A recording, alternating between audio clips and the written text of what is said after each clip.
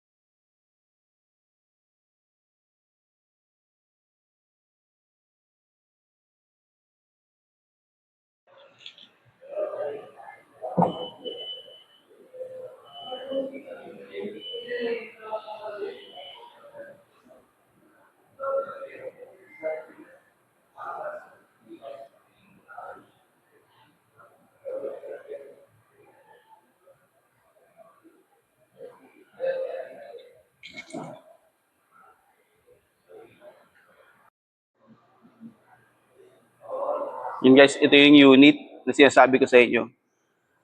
Ito yung GAC Ion V. Premium to guys. Dalawang klase kasi to. Isang Elite at saka isang Premium. Ito yung Premium, yung top of the line. Ito naman is full EV na SUV ng GAC.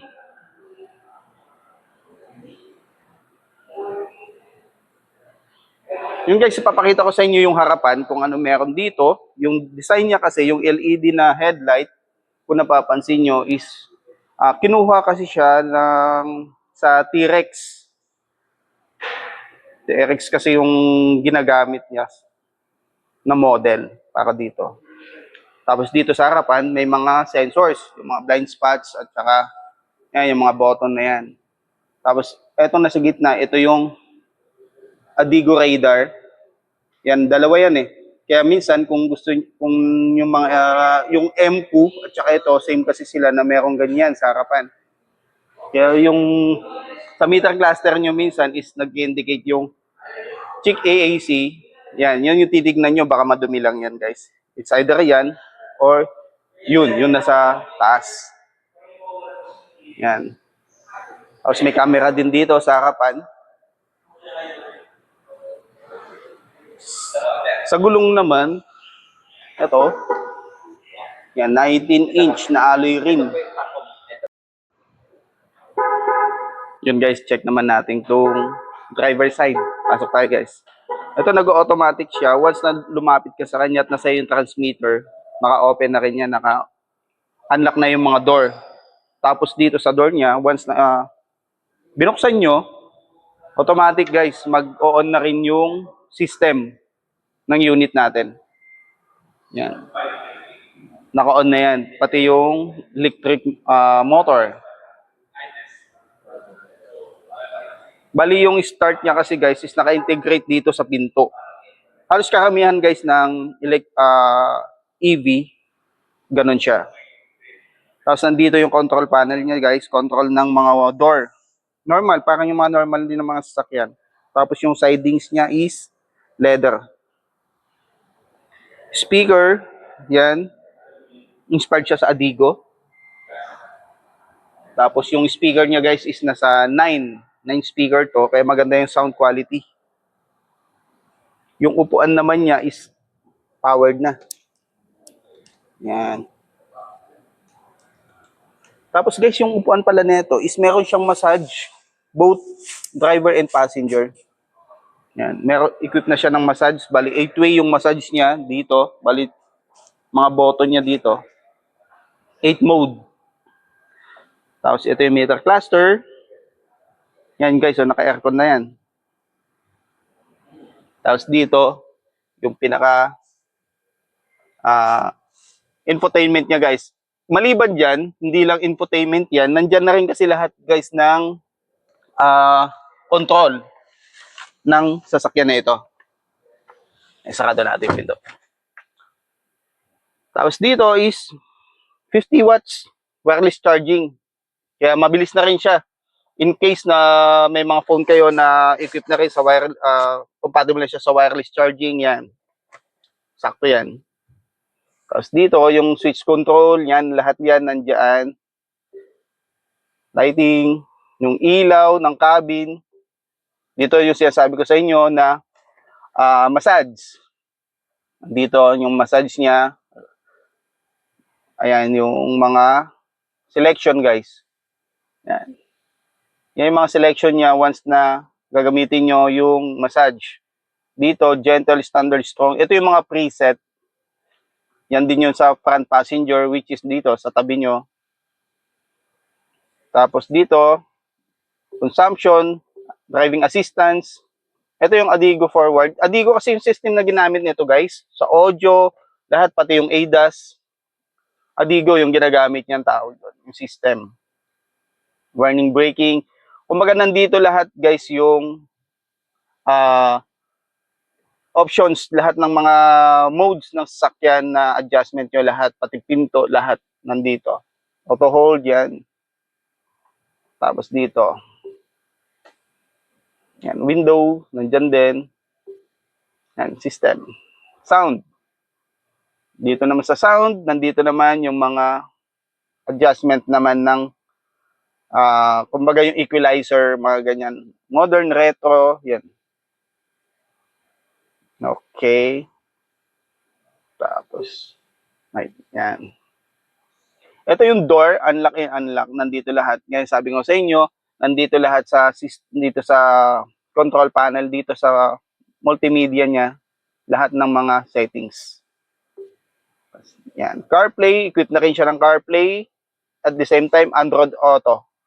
Hindi na siya Carbit Link katulad ng mga dati natin, yung mga ibang unit natin, naka-Carbit Link. Ibig sabihin, kailangan nyo pang mag-download ng Carbit Link. Car control. Yan. Driving mode, kahit electric EV siya, meron siyang comfort, sports, saka power save. Yan naman guys, yung mga kumbaga drive mode adjustment. Okay. Radio, yan. Tapos ito yung pinaka home natin.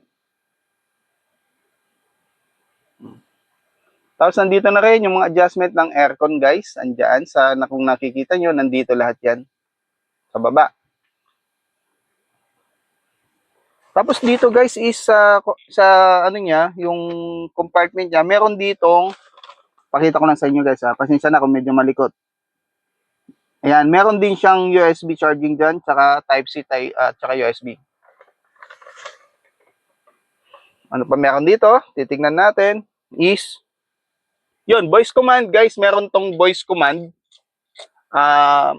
Maliban sa meron siyang manual, meron din siyang voice command. Ito, try natin guys, try natin. I'm listening. Yeah.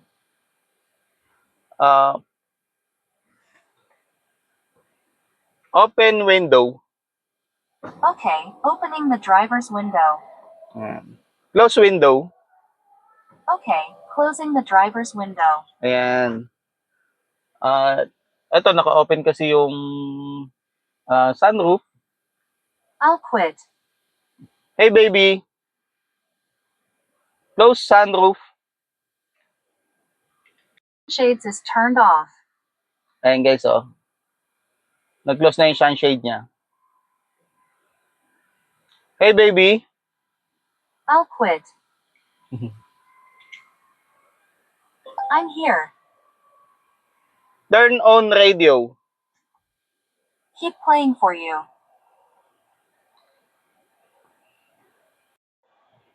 I'm listening. Turn off radio. Turn off radio. The radio has been turned off. Yun guys, lahat nandito sa yun guys, check naman natin dito sa second row. Check natin. Up.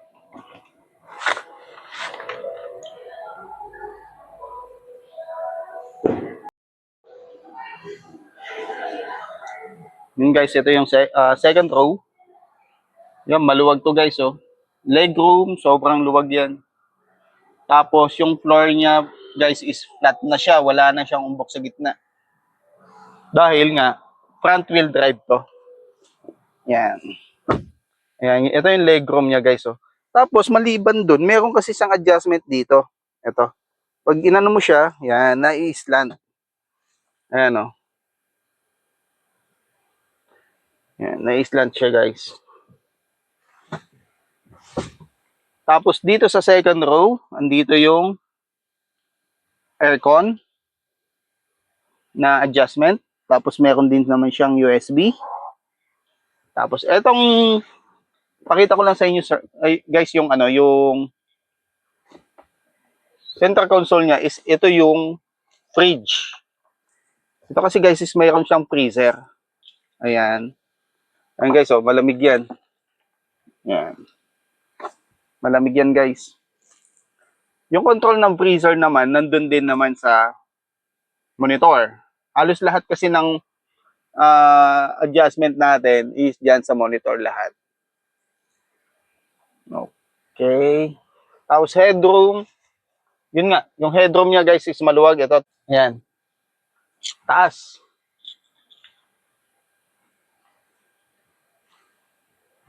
Maluwag sa tatlo to dito sa likod. Tapos guys, dito sa side, nandito yung aircon vent. Kaya direct na direct sa atin guys to. Maluwag, ayan. Ayan, lamig niyan guys. Diretso yan sa inyo. Hindi na katulad dati na dito sa may uluhan. Ganun din sa kabila. Nandun din yung aircon vent sa gilid. Tapos airbag neto is, yan. 7 airbags. Diretsuhan dyan sa gilid. Dyan sa gitna. Tapos sa harapan. Okay. Leather quality guys is ang ganda. Ang ganda ng smoothness niya. Oh. Tapos Isofix. Meron din to. Ayan. Kung meron kayong mga child seat.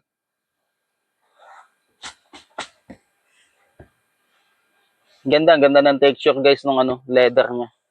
Smooth. Tapos dito naman sa kabilang side na ano na passenger side is meron siyang, ito open lang natin guys. Meron siyang yan, small tray.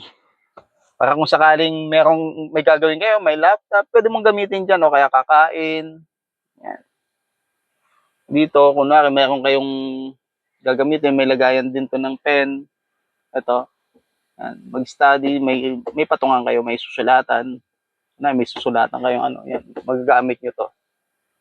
Tapos dito naman sa gilid, meron na rin siyang yan, lagayan ng mga paper, mga ganyan, pang office.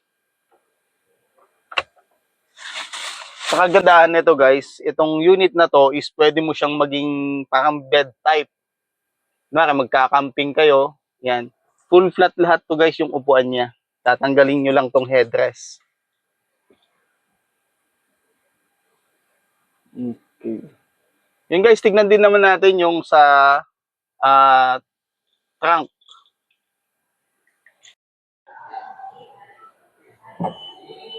Yung trunk nito guys is powered na rin siya. Tapos yung compartment niya guys is malalim, maluwag.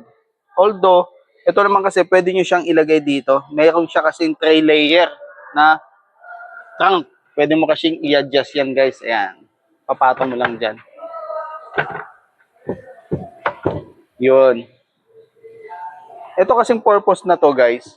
Kung sakaling, ito, gagawin mo siyang bed type para flat na flat siya. Ngayon, kung space naman kailangan mo, ayan. Sobrang luwag niyan, guys. Yung sunroof nito, guys, is panoramic. Hindi siya nabubuksan. Hindi nabubuksan yung salamin.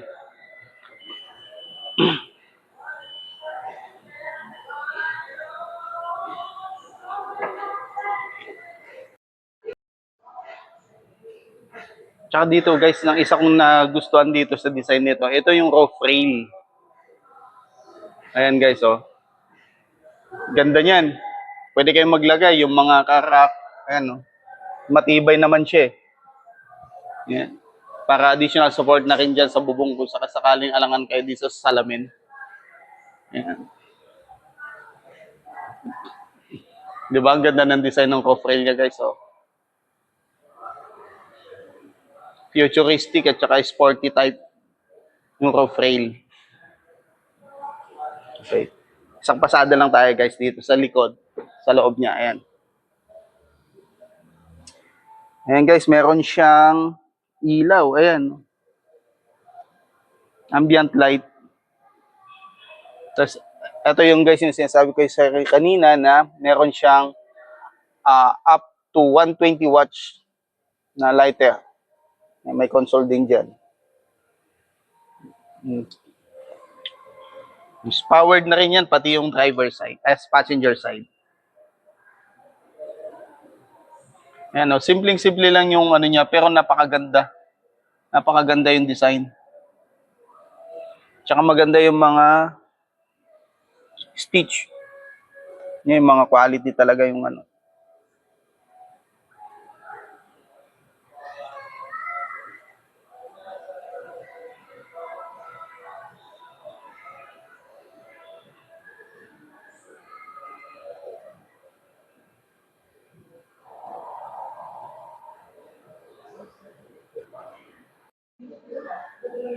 Yun guys, ito yung bagong unit natin ngayon na i-handle dito sa JAC Quezon Avenue, which is ito yung Ion V Premium.